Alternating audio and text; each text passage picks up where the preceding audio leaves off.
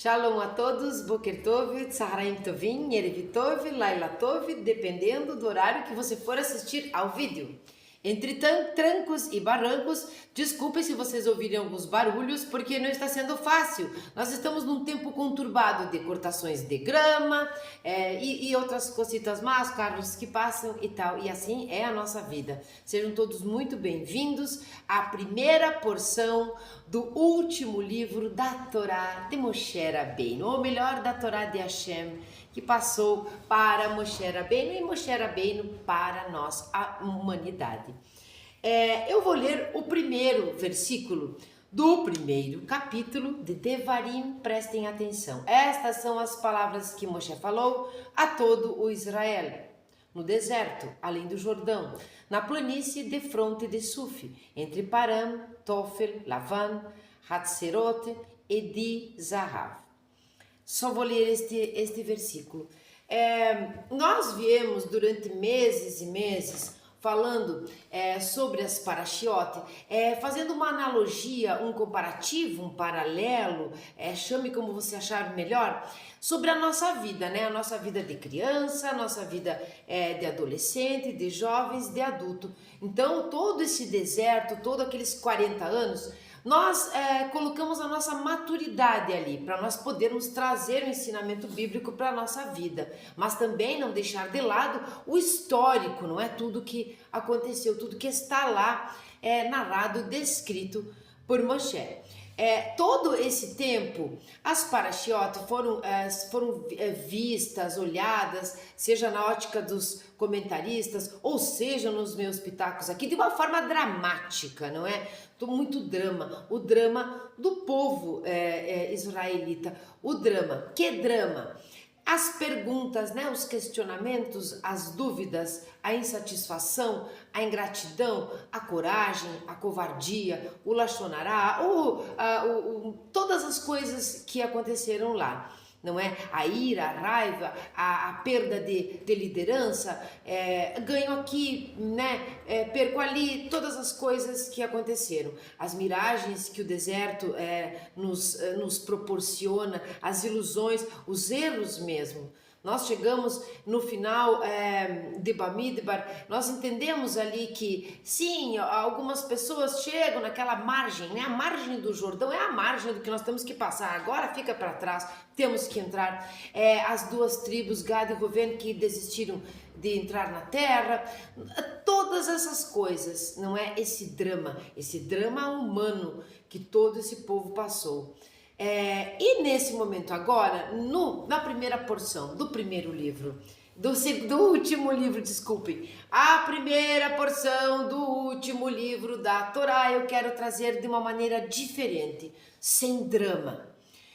Por quê? Porque nesse momento, Devarim, que nós entendemos como palavras, pois ele diz ali, estas são as palavras que Moisés falou a todo Israel, não é? Então aqui Devarim, de Davar, são palavras, não é? E aí nós ficamos pensando assim, que Moshe é este? E é sobre isso que nós vamos falar. Nós passamos a vida inteira, ou grande parte da nossa vida, naquele deserto, sei lá, nos perguntando, buscando, uns fazem terapia, outras pessoas fazem consultoria, outros aconselhamento, procuram pessoas que possam ajudar nos questionamentos da vida, A busca é sempre aprender a viver. Sempre a nossa busca durante a vida é aprender a viver. Às vezes nós perdemos tempo com isso, porque quando você fica pensando em como aprender a viver, perdeu aqueles minutos, porque ali você já estava vivendo. Mas nós nunca paramos para pensar, para aprender a morrer. Aprender a morrer, isso mesmo. Então, muitas pessoas passam a vida toda ali buscando isso e aprender a viver e ensinar para os filhos e tudo mais. Faz muitos erros, muitas coisas às vezes graves, porque cometemos erros graves, não é? O que nós chamamos na Bíblia de pecado, né? Aquele erro no alvo real. Às vezes são tão sérios que quando chega no final da vida, nós sabemos que ainda temos aquela chance, daquela última tchuvá, aquele último arrependimento, não é? Que Deus vai olhar para nós e tudo vai ficar muito bem. Por que nós temos esse momento último da nossa vida, no último sopro mesmo, no último respirar, pedir desculpa para todo mundo, perdoar as pessoas e não sei o que, e fazer a chuva? Porque nós passamos a vida toda tentando aprender a viver, em vez de aprender a morrer. Porque a vida já nos ensina como viver, então o que nós não sabemos é morrer. O que é que eu quero dizer com isso? Até esse momento, não é porque Moshe é sobre morrer, é isso que eu quero dizer, na verdade. Até esse momento, Moshe não era um homem de palavras, não é? Moshe era aquele pastor que durante 40 anos, enfim, ele se dedicou por completo ao povo, a serviço de Deus. Foi o mesmo Moshe?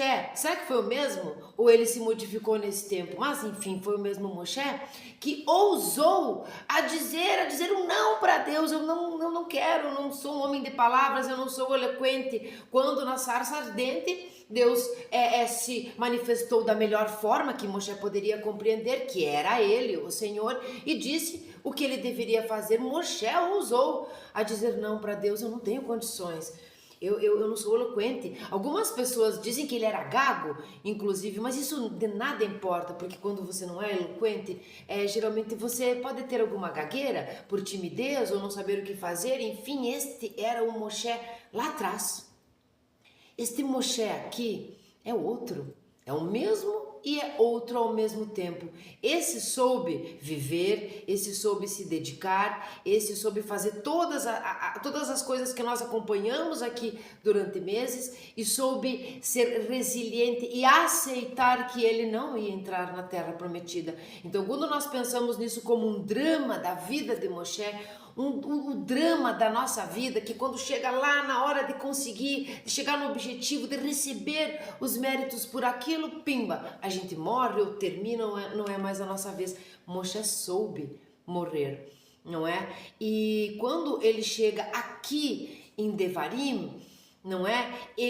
Nós temos um livro todo de um grande cântico, de uma grande profecia, de um testamento, na verdade, de um inventário de todas as coisas que aconteceram, de todos os problemas mesmo, os dramas humanos ali. Aqui nós temos um inventário.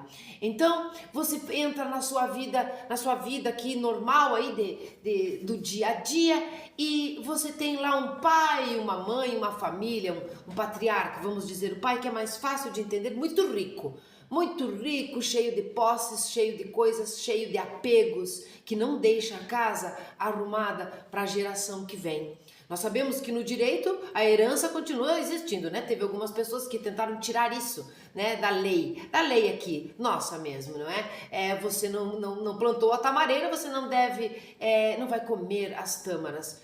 Existe esse pai que deixa a casa desarrumada, onde os filhos vão se matar para brigar por causa de qualquer coisa, para dividir a herança, para fazer o inventário, não é? A partilha e tudo mais. Esse é um drama mesquinho, esse é um drama mundano, cotidiano, corriqueiro, que você acha que nunca vai acontecer com você.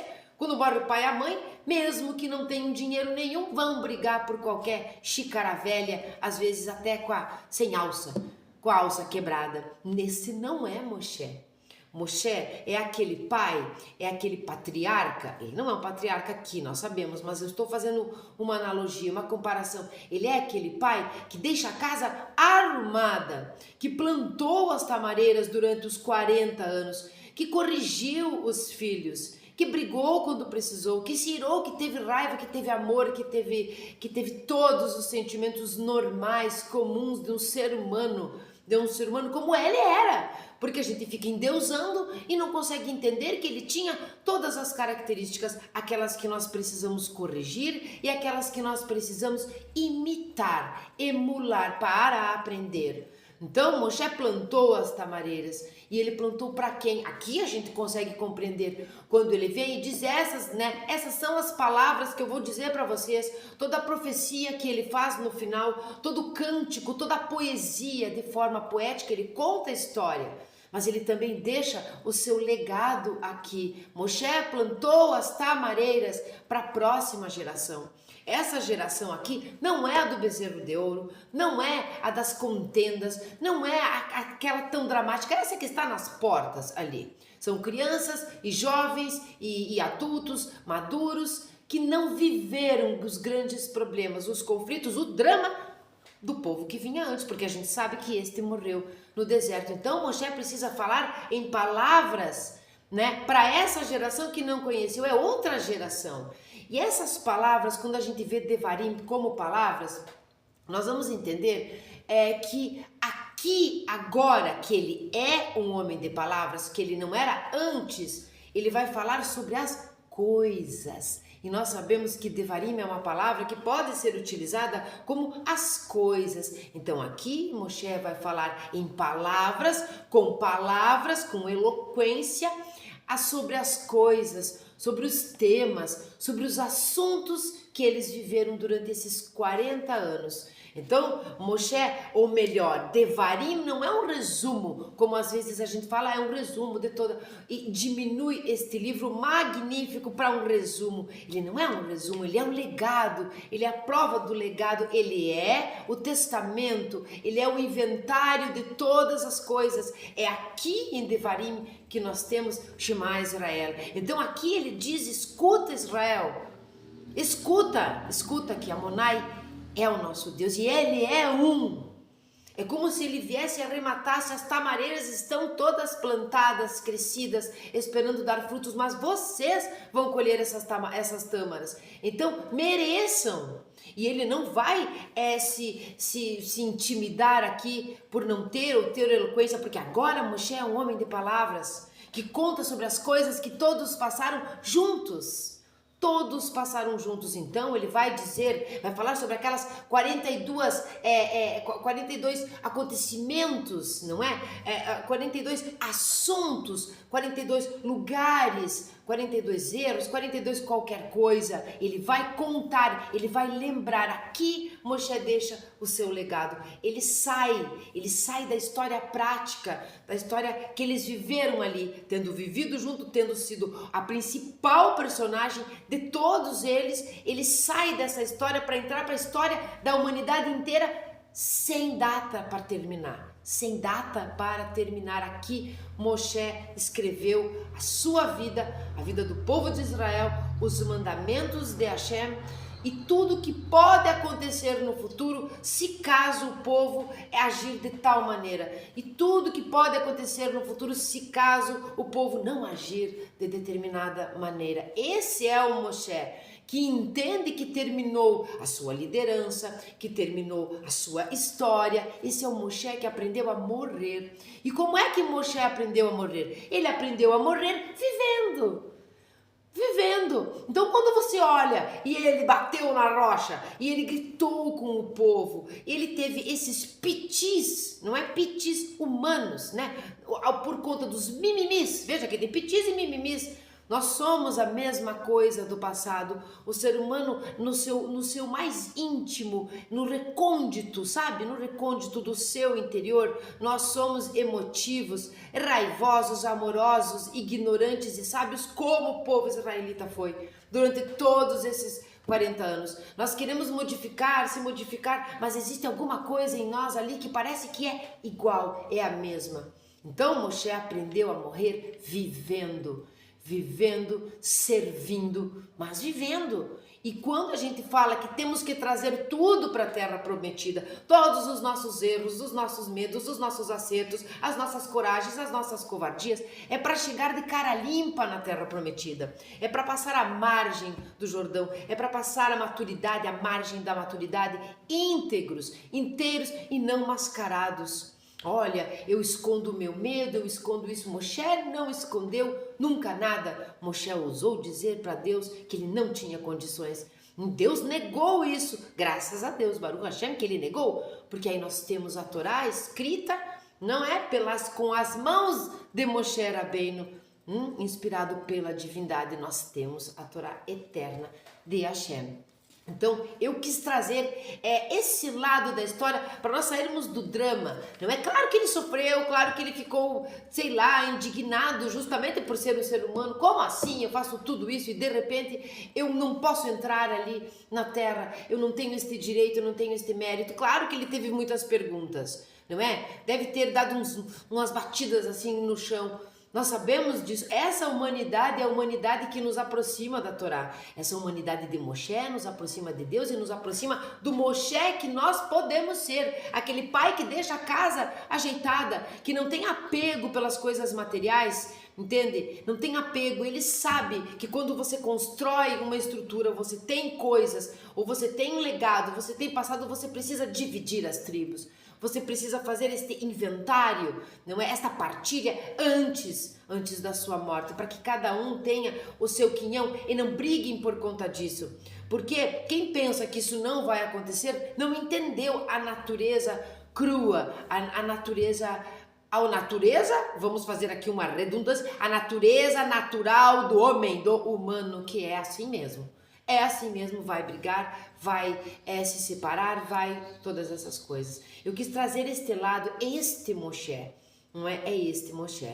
Todo o livro de Devarim, que ele fala com palavras, que ele revê, ele relembra, não é para martirizar ou para fazer com que o povo sofra, mas é para que nós sempre nos lembremos de tudo o que aconteceu no passado, para tirarmos o que de lá é de bom, não é? E corrigirmos e não repetirmos aquilo que não foi tão bom. Aqui Moshe deixa o seu legado, o que você, o que nós queremos deixar para a próxima geração? Nada, briga, meia dúzia uma dúzia de prato, de copo, de sei lá o que, para brigarem depois? Ou nós podemos fazer essa divisão, nós podemos mostrar que é preciso sim plantar tâmaras, plantar tamareiras em todas as gerações para que a próxima possa colher. Então, às vezes você não plantou, às vezes você não trabalhou, você herdou, mas se você aprendeu durante a vida, aprendeu a morrer, aprendeu a viver, você vai saber não só valorizar aquilo,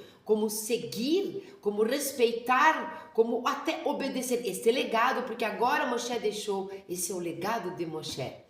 Eu saio da história prática, da história física, eu quero dizer, não é da história prática, da história física do povo no deserto, do povo que saiu do Egito, desse povo para entrar para a história desse povo e de todos os seus descendentes, que não é só do povo, é a humanidade toda para sempre. Eu saio da história física e entro para a história espiritual para sempre. E esse sempre não tem data, não é para terminar. Esse é outro tempo que nós não entendemos, que é a atemporalidade da Torá. Então eu quis trazer essa ideia. Não há uma sofrência aqui. Aprendam a morrer. Eu estou treinando, porque não sabemos se vai ser daqui 5 minutos, daqui 5 anos, daqui 5 décadas, não sabemos. Se desapegue daquilo que não tem valor. Relembre as coisas e as pessoas que passaram com você no deserto que tem valor e deixe o seu legado. Deixe um aviso na geladeira, um bilhetinho em cima da mesa. Foi o que Moshe fez. Quando ele faz aquele grande cântico, poesia, poema, prece, como quiserem chamar, ali ele coloca os avisos, olha, você precisa tirar o lixo, você precisa aparar a grama, as arestas, você precisa fechar a porteira, você precisa ensinar seu filho, você precisa lavar a roupa, você precisa falar com as pessoas, você precisa ter o seu emprego, você precisa fazer tal coisa, você precisa ter Deus na sua vida, o tempo todo. Então ele deixa o legado, ele deixa o aviso. Esse é o pai Moshe. Aqui ele é um pai, ele é um pai do povo todo, pai, mãe, seja como for. Eu quis trazer esse entendimento, sem drama aqui, alguém que se desapegou, alguém que se iluminou com tudo aquilo que aconteceu. Sabe quando a gente diz assim, as coisas boas, que bom, oba, oba, oba, e quando vem uma coisa ruim a gente fica como uma concha, não é? Fica triste, fica sem fé e tudo mais. Pois é, nesse momento aqui, esse é o drama que não se tem mais. Moshe não fez isso, ele se desapegou, ele sabia que não ia entrar, Então o que é que eu devo fazer? Eu devo fazer isso, isso, isso. Moshe viveu cada segundo. Nós sabemos que a Torá traz, toda a Bíblia traz as coisas que são importantes para a história mesmo. Não fica com coisa muito supérflua, e se você achar alguma coisa ali que ela parece inútil, busque porque ela tem um porquê. Ela tem um porquê ali. Então, Moshe entendeu essas coisas, ele alinhavou tudo muito bem, agora ele costura com um testamento, com um inventário de todas as coisas que passaram, de todas as coisas que viveram e de tudo que pode acontecer no futuro, dependendo de como a geração ou as gerações vão se comportar. Esse é o Moshe que nós queremos ser. Não é mesmo? Aqui ele não tem mais drama. Ele já teve todo o drama quando Deus disse que tu não vai entrar e pronto.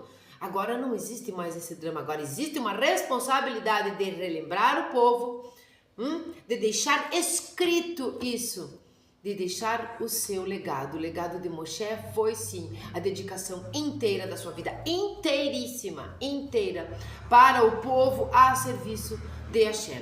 Eu vou fazer a bênção do café, vou tomar um café e nós vamos ler sobre Devarim do Rabino Pinhas Peli. E eu quero lembrar uma outra coisa aqui que eu esqueci, antes que eu esqueça pela segunda vez.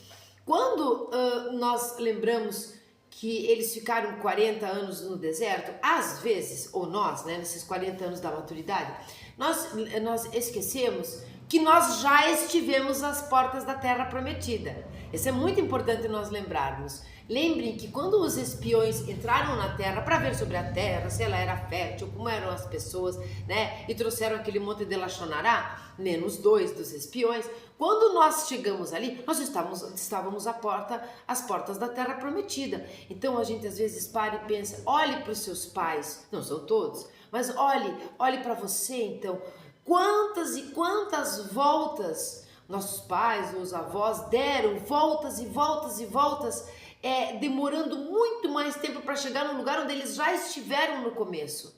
Eles já estiveram lá, voltas, erros, riscos que não deviam ter corrido, ou falta de coragem quando deveriam ter corrido riscos, voltas e voltas. Você olha para aquela geração anterior ou duas atrás e diz, como é que pode ser que eles não viram que era por aqui?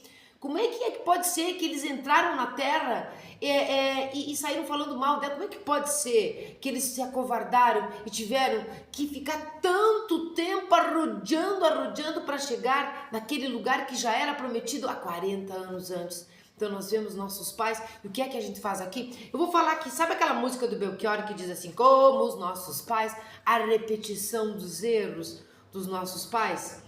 Não é? A repetição, sabe quando dizem assim, você deve quebrar ali aquela coisa que ficou uma mania, que ficou clássica. Por exemplo, bater nos filhos, por exemplo, fazer não sei o que. Quebre essa corrente que vinha errada, que vinha machucada, que vinha há 40 anos arrodeando o deserto, sendo que estava ali. Então nós devemos quebrar isso. Não repetir como os nossos pais. Moshe faz isso de uma maneira de mestre mesmo. Moshe era bem nosso mestre.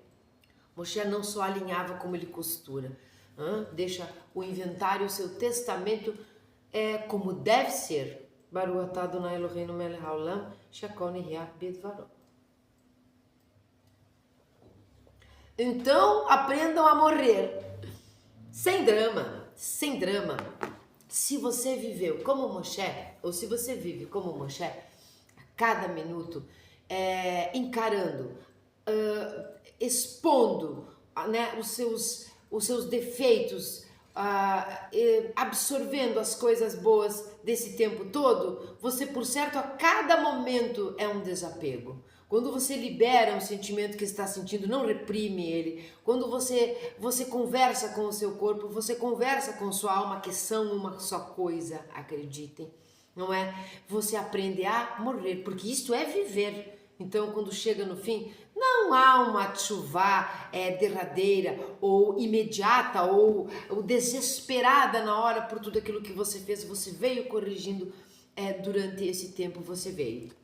Então, eu quero ler sobre um tempo para ação e outras palavras. Mais uma coisa antes de eu começar a ler, que fique muito claro que agora ele era um homem de palavras. E que por ele ser um homem de palavras, Devarim também é coisas. Então, ele não ficava se perguntando, ai, por que isso, do porquê daquilo, por que aquele outro, como nós ficamos a vida inteira, às vezes, tá? Não é todo mundo, eu estou generalizando, me desculpe. Talvez você seja uma pessoa bem iluminada e não faça isso. E fica perguntando por que isso aconteceu, por que aquilo foi daquele jeito, como quando você vê os seus pais arrodeando, não é? Que nem um cachorro atrás do próprio rabo e não chegam a lugar nenhum, sabendo que está ali o lugar, e você fica vendo aquilo das gerações passadas, não é? E você fica pensando, e agora? O que é que eu faço? Por que isso aconteceu? Por que isso? Por que aquilo? Por que aquele outro? Isso só acontece comigo, porque o porquê? Aqui, o Rabino Pinchas ele vai nos mostrar a importância do como. Como? Então, quando você olhar para trás, por que foi que isso aconteceu comigo? E fizer todo mimimi, porque Deus não me ama, pare e pense, como foi que isso aconteceu? Como foi que esse castelo foi derrubado assim tão rapidamente? Como que isso aconteceu? Porque se você pensar no como, em vez de ficar nos porquês, porque muito provavelmente foi porque você mereceu ou porque você errou, mas como foi que isso aconteceu? Você pode realmente evitar que isso aconteça novamente. Então eu vou ler aqui o que diz o Rabino Pinchas Peli. Eu gostei muito que ele usa na capinha dos seus comentários sobre Devarim, ele usa o capítulo 3 de Devarim, versículo 27, que diz, olha que lindo, sobe ao cume da colina e levanta teus olhos para o ocidente, para o norte, para o sul e para o oriente, e contempla com os teus olhos. Olha, vocês sabem que o Zohar não tem uma explicação para Devarim, não sei se vocês sabem, né? Se estudam o Zohar, se gostam da Kabbalah verdadeira, né? Do Zohar, mas não existe um livro para Devarim. Então eu penso que se tivesse essa frase aqui, era uma frase que seria muito, muito estudada, não é? Muito aprofundada. Vamos lá então. Assim começa o quinto e último livro do Pentateuco, não é? Da Torá. Na Bíblia hebraica é chamado Devarim, significando simplesmente palavras. Estas palavras compõem a prédica de despedida de Moshe, que abrange, de acordo com a tradição, todo o livro de Devarim. Sim, porque essa despedida é todo o livro. Então não vamos resumir, diminuir Devarim como se fosse um resumo, não é? Mas ele é um inventário e um testamento. Moshe aparece neste livro desde seu plácido e prosaico início até seu comovente e poético fim, como um orador dos mais eloquentes. O versículo inicial de Devarim realça esse fato. Essas são as palavras que Moshe falou, tchururu, como nós dissemos antes. A apresentação de Moshe como homem de palavras nesse período de sua vida traz imediatamente à lembrança outro ponto crítico de sua existência. Eu estou lendo porque eu quero ter fontes para trazer para vocês. Não ficar aquilo o achismo, mas nós vamos repetir aqui o que nós já falamos no começo, não é? O jovem pastor Moshe, 40 anos antes, fugindo à ira da guarda do faraó, vivencia um extraordinário encontro no deserto, o que nós falamos, a sarça ardente, não é? Onde ele fala, na sarça ardente, Deus ordenando-lhe que vai tirar da escravidão os filhos de Israel. Moshe responde, isso é Shemot, tá? Rogo, Senhor, eu não sou homem de palavras. Esse argumento, como sabemos, não foi aceito. Um café?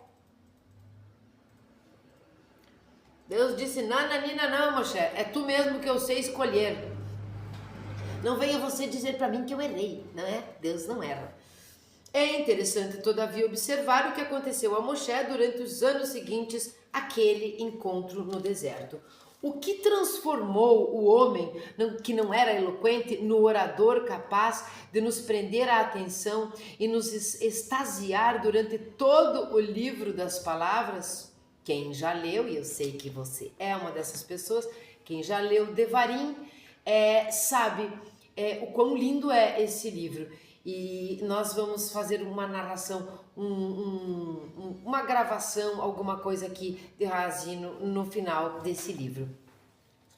Fosse Moshe eloquente quando assumiu a missão de libertar os israelitas do Egito, poderia ter se tornado cativo de sua própria eloquência, como acontece a miúde. Poderia ter passado o resto de sua vida fazendo prédicas veementes e desperdiçado suas energias em slogans floreados sobre a suprema importância da libertação e da liberdade. Sabe aqueles demagogos que ficam nos plenários, assim, que ficam nos, como é que é o nome? Nem tem nos palcos aí da vida, seja ela política ou o que for, com aqueles slogans da libertação, de como deve ser, como não sei o que. E você que está ali, você é o povo, está precisando do quê? Ação.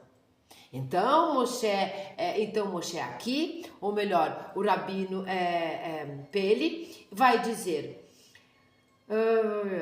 sobre liberdade. Para o povo de Israel, eu me perdi. Naquela época era necessário um homem de ação e não um homem de palavras. Enquanto Moshe agia, Moshe aprendeu o que nós dizemos? Nesse momento ele agia, ele vivia, ele estava aprendendo a viver. Então ele aprendeu a ser eloquente, a ter palavras para poder falar sobre as coisas, essas coisas e temas as quais eles passaram, mas ele agiu nesse momento. Como é que ele passou esse tempo? Falando ou fazendo? Agora ele é um homem de palavras, mas agora ele pode. Somente anos mais tarde, dono de um glorioso inventário de ações, Moshe se tornaria um homem eloquente, com palavras de ensinamento e repreensão.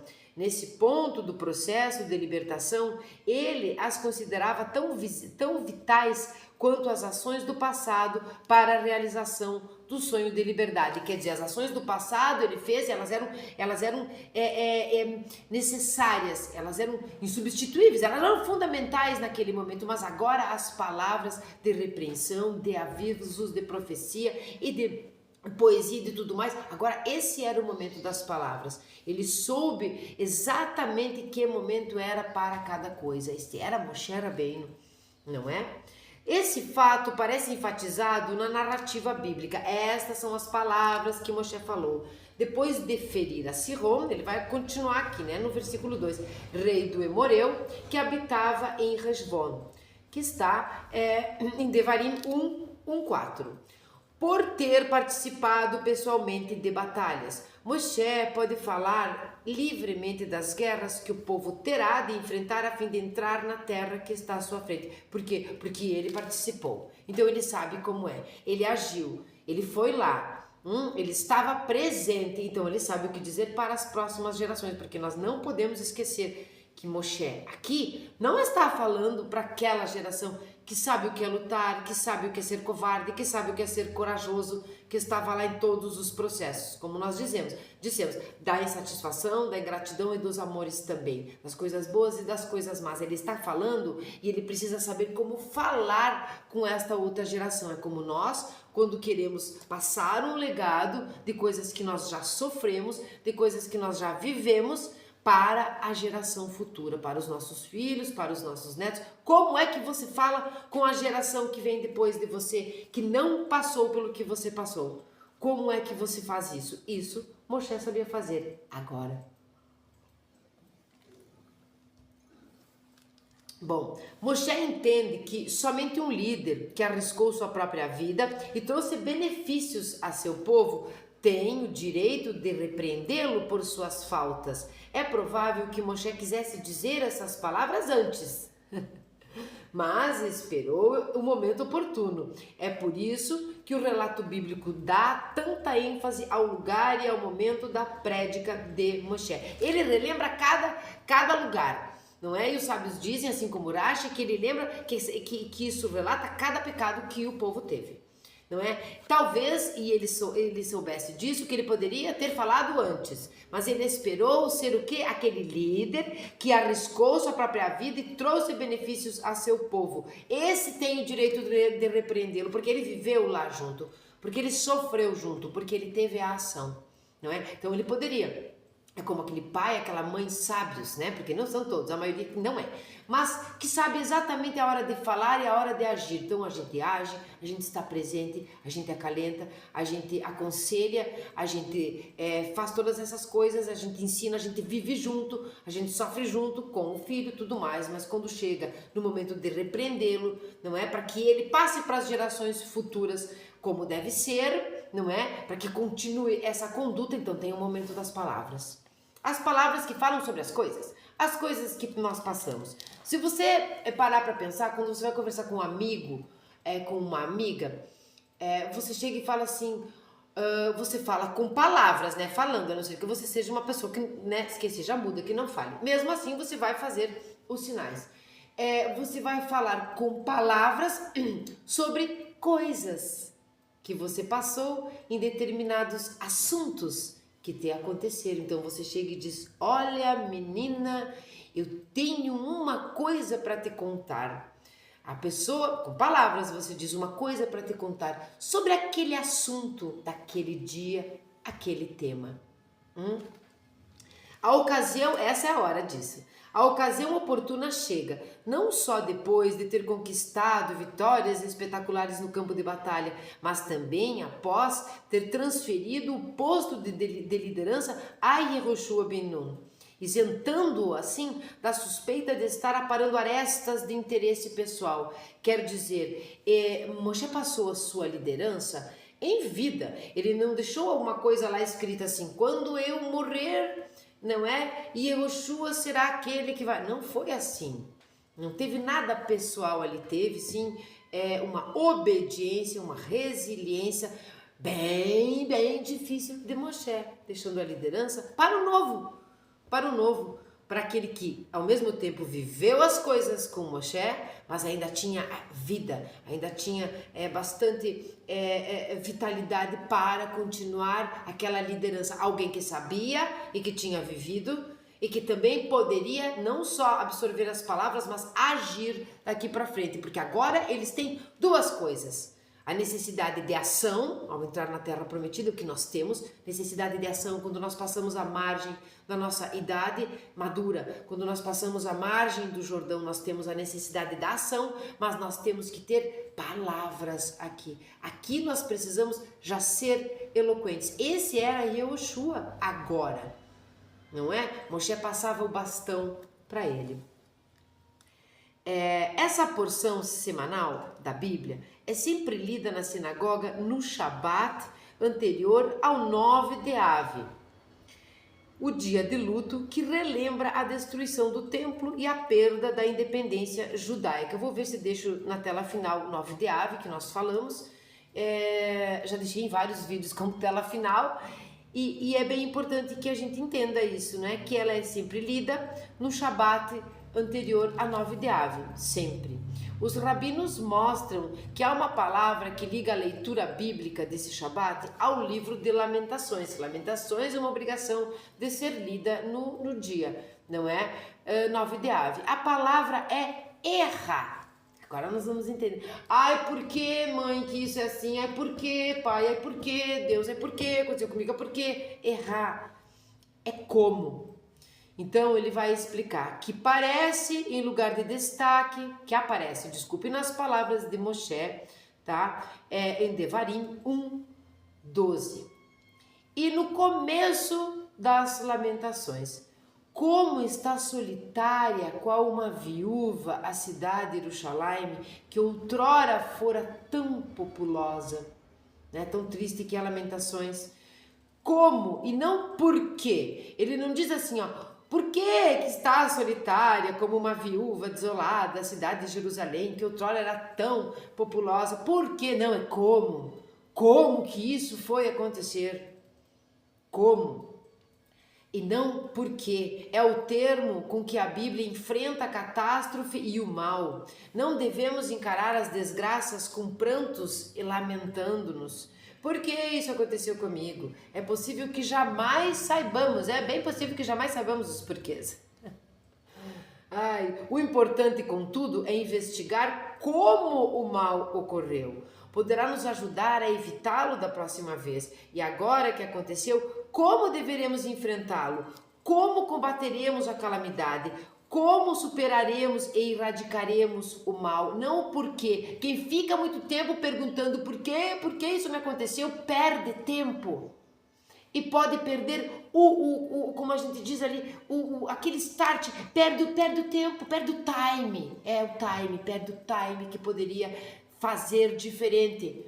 Então, como foi que isso aconteceu? É o que nós devemos nos perguntar. Como foi que eu, estando às portas da terra prometida, às portas daquilo que era o meu objetivo, como foi que de repente tudo desmoronou? Como que foi? Não por quê? Porque provavelmente foi alguma coisa que você mesmo fez, não é? Provavelmente ou não, ou com a sua ajuda, não é? Aquilo deu errado, deu ruim, sei lá, mas como foi? Ah, peraí, foi assim.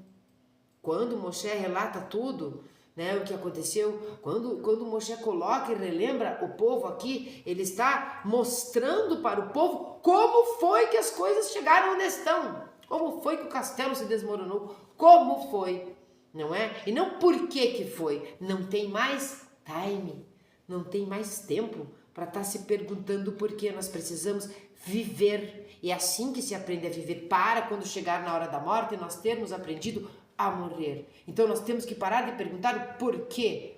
Quando algo acontece, nós precisamos entender como foi que aquilo ficou daquele jeito. Como foi que eu queimei aquela panela? Você queimou porque você não cuidou. Por isso, não por que queimou.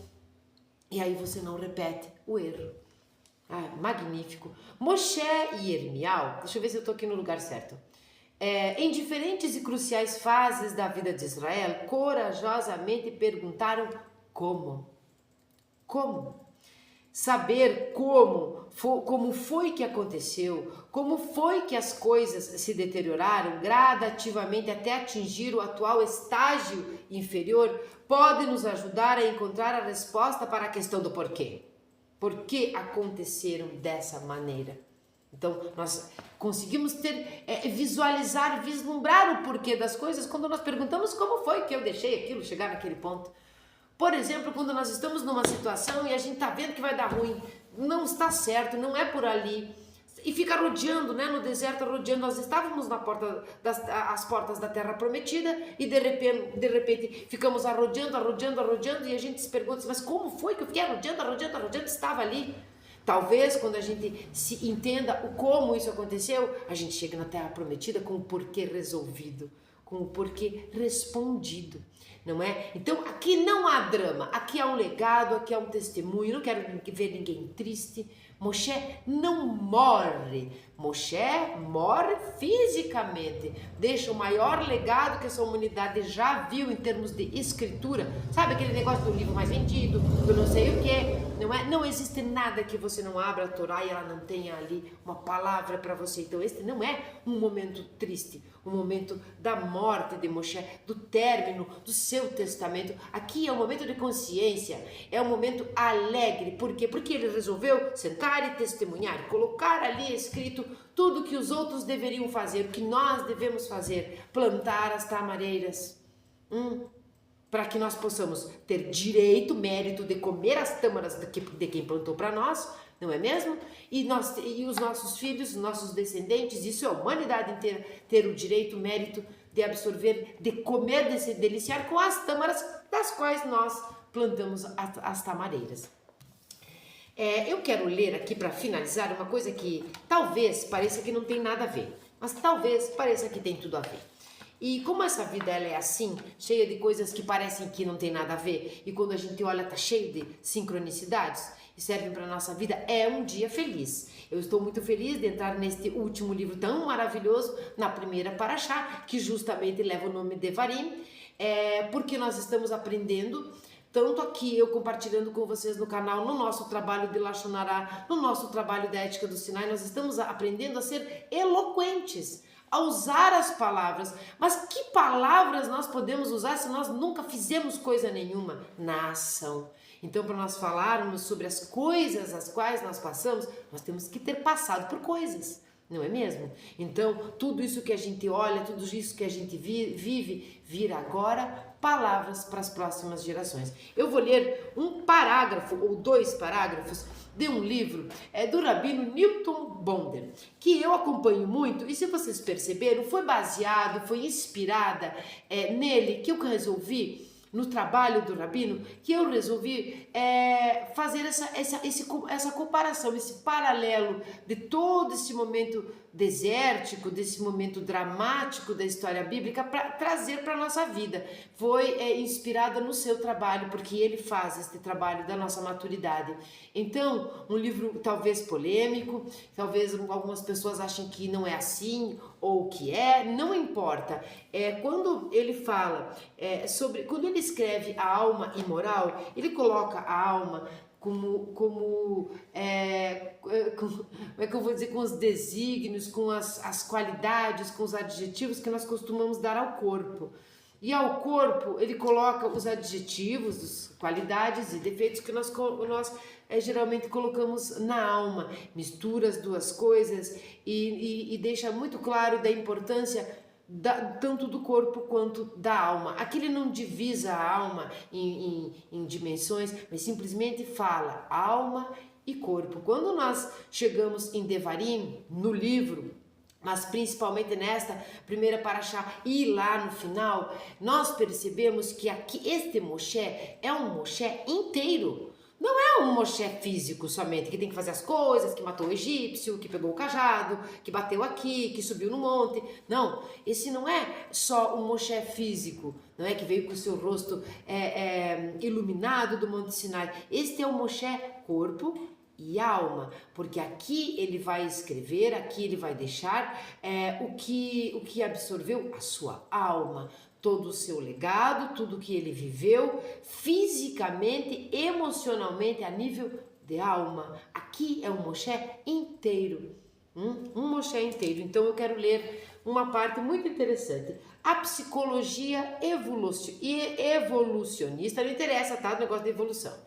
Tá? Aponta o corpo como gerador da moralidade. Então nós vimos em toda a história bíblica lá, quando o corpo agia de algumas maneiras, fazia alguma coisa errada, sofria no próprio corpo, né? Os pecados, o lachonará, o primeiro relato de doença, né?